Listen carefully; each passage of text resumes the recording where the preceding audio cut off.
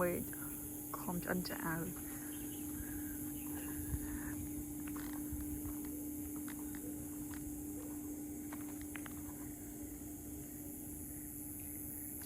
ខាងអ្នកក្រហមឯង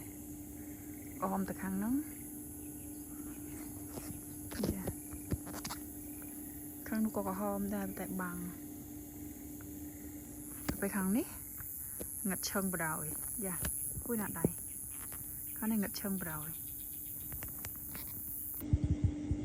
យន្តហោះទៅហោះមកហោះទៅហោះមក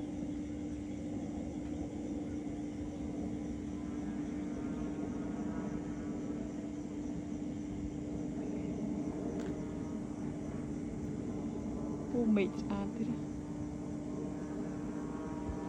មេឃដាក់កប់វិញ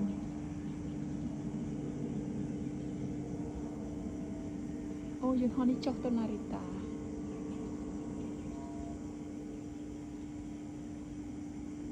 អូអានេះមួយទៀត